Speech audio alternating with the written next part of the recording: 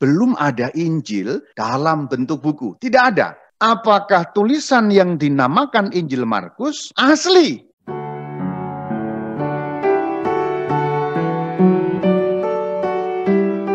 Saudara-saudari semuanya, Tuhan Yesus tidak pernah menyuruh para rasul menuliskan ajarannya. Beliau menyuruh para rasul mewartakan ajarannya. Bukan dalam bentuk tulisan, tetapi dalam bentuk pewartaan lisan, yaitu memperkatakan. Maka setelah hari raya Pentakosta, para rasul menyebarluaskan ajaran Tuhan Yesus. Pada waktu itu, belum ada Injil dalam bentuk buku. Tidak ada. Karena Injil pada zaman para rasul, itu baru bermakna kabar lisan. Nah, kemudian kalau kita lihat di dalam banyak nas dalam Alkitab, dalam Praksis Apostolon atau Kisah Para Rasul pada bab 3, bab 4, bab 8, dan banyak bab yang lain, jelas bahwa para rasul mewartakan secara lisan, mereka berbicara. Nah, kemudian barulah beberapa tahun kemudian, para rasul barulah ada yang menulis. Dan tidak semua menulis. Berarti Injil setelah tahap penulisan lalu punya dua arti.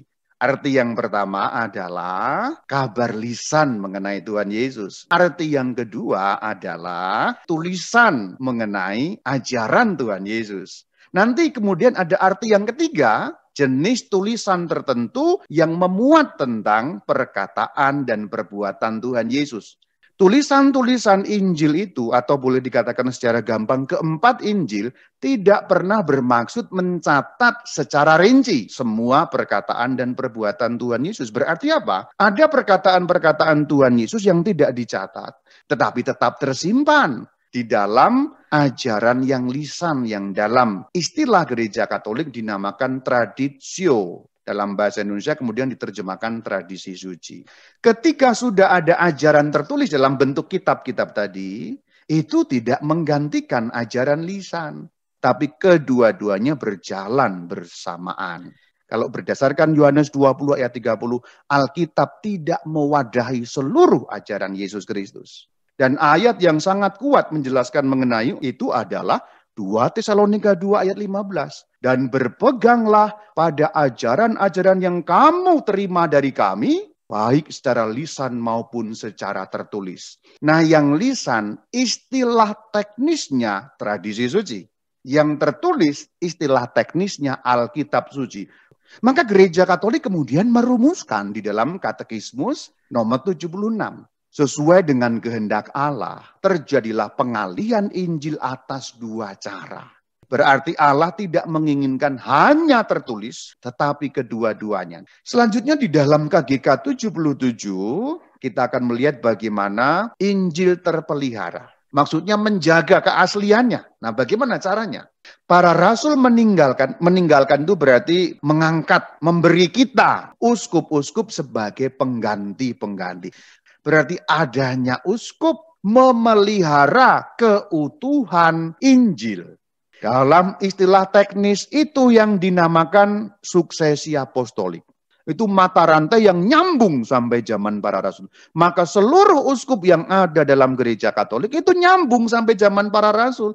Itulah kenapa KGK 78 merumuskan begini. Penerusan yang hidup ini, yang berlangsung dengan bantuan Roh Kudus dinamakan traditio. Yang walaupun berbeda dengan kitab suci Alkitab, namun sangat erat berhubungan. Demikianlah gereja dalam ajaran hidup serta ibadatnya, melestarikan serta meneruskan kepada semua keturunan, dirinya seluruhnya, imannya yang seutuhnya. Lanjut pada KGK 83. Tradisi yang kita bicarakan di sini berasal dari para rasul. Sekarang kita lihat proses tradisi yang akan membuktikan justru bagaimana kok sampai ada Injil.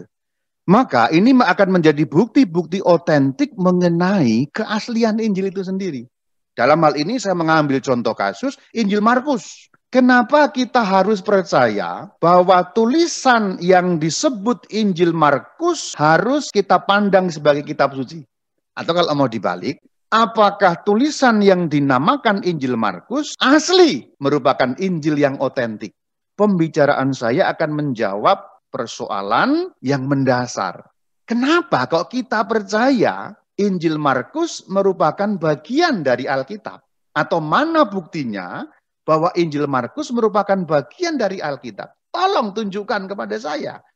Kalau Anda bertanya kepada orang Kristen non-Katolik, ini macet di sini dan mencret. Orang Kristen non-Katolik, kamu percaya Injil Markus itu bagian dari Alkitab? Oh, percaya. Haleluya, saudara. Ini firman Tuhan, saudara. Ini firman Tuhan. Katanya itu firman Tuhan. Kalau pertanyaannya berlanjut, oke, kamu percaya itu firman Tuhan. Haleluya, saudara. Percaya, yakin dan percaya, saudara. Oke, kalau kamu yakin dan percaya itu firman Tuhan, tunjukkan bukti ayatnya kepada saya bahwa Injil Markus betul firman Tuhan. Bagaimana Injil Markus itu datang kepada kamu? Ini Alkitab. Tidak ada argumentasinya. Tetapi seorang Katolik punya argumentasi. Yuk kita lihat. Bagaimana kita bisa tahu mengenai Santo Markus? Ada sejarahnya. Inilah yang disebut tadi di bagian awal tadi, suksesi apostolik. Rasul Yohanes, Polikarpus, Irenaeus. Nah, kita sekarang akan membahas tradisi suci yang disampaikan oleh Santo Irenaeus ini, yang mata rantainya jelas. Berarti ini generasi ketiga kan? Nah, Santo Irenaeus itu meriwayatkan tradisi suci yang kemudian dituliskan, Adversus Hereses. Kitab yang ketiga, bab pertama, ayat pertama. Markus, murid dan penafsir Petrus, juga memberi kita tradisi dalam bentuk tertulis mengenai apa yang diajarkan Petrus. Sekarang Adversus Hereses pada kitab yang ketiga, bab yang ke-10 ayat yang ke-5. Markus disebutkan lagi, penafsir dan pengikut Petrus disebutkan lagi, mengawali kisah Injilnya demikian, dan seterusnya. Saya tidak kutip selanjutnya, tetapi di situ sudah muncul ada kata Injil. Dan itu akord berarti cocok, sinkron dengan tradisi yang juga disampaikan Santo Clement dari Alexandria. Ketika Rasul Petrus mewartakan Injil di Roma, banyak umat yang mendengarkannya, mendorong Santo Markus menuliskan apa yang dikhotbahkan Petrus. Nah, apa yang disampaikan Santo Clement ini tertulis di dalam kitab Historia Ecclesiastica oleh Bapak Gereja Eusebius. Pada kitab ke-6, bab 14, ayat yang ke-6. Bagaimana proses sampai menjadi Injil Markus? Itu jelas. Di dalam tradisi suci gereja HE2, bab 15, ayat pertama.